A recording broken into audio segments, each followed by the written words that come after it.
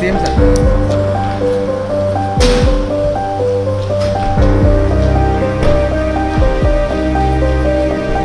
Same sir. Same sir.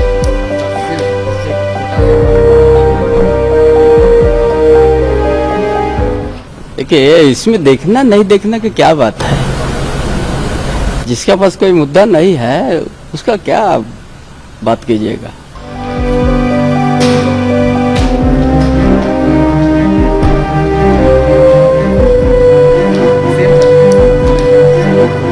जो flow test था, जो हम लोग ने सोचा था वही हुआ है।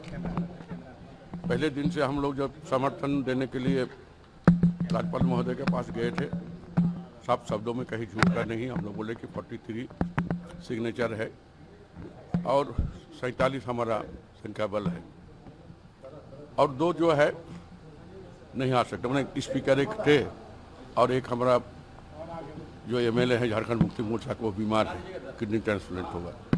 आज बहुमत वही साबित हुआ 47-29।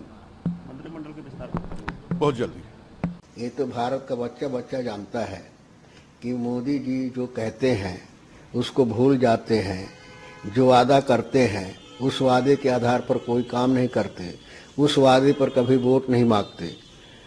वो बातें कह जाते हैं, वादा कह जाते हैं, सौगंध कसम खा जाते हैं, उसके बाद भूल जाते हैं।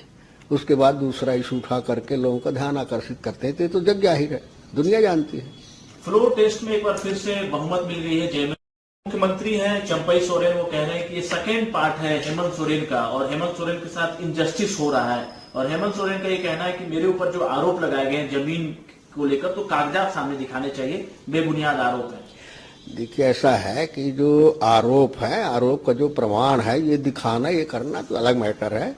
लेकिन जिस तरह से गठबंधन की सरकार बनी थी और उसको तोड़ने का प्रयास किया गया था, उसमें मोदी जी सफल नहीं हुए, सरकार बनी।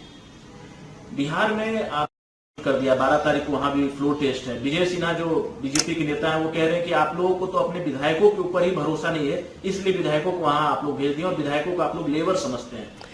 ये भरोसे का सवाल है। भरोसा तो भारतीय जनता पार्टी नहीं करती, खरीद फरोख्त भारतीय जनता पार्टी करती है।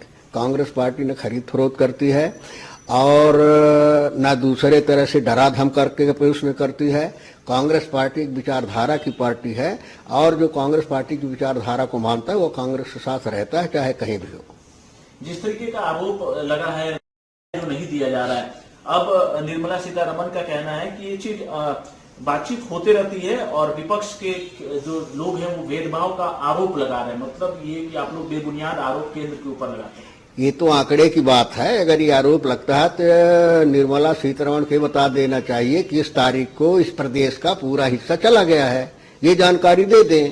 तो ये जानकारी देंगे नहीं, इसके लिए उनकी नीयत ठीक नहीं है। जहां विरोधी सरकारें हैं वहां सरकारों का हिस्सा नहीं मिल रहा है।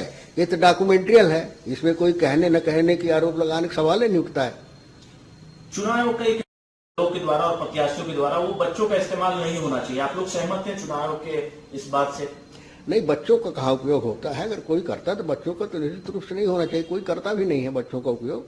अभी भारतीय जनता पार्टी करती है, कहीं कुछ बना करके, कहीं कुछ बना करके, और दूसरी पार्टियां तो करती नहीं।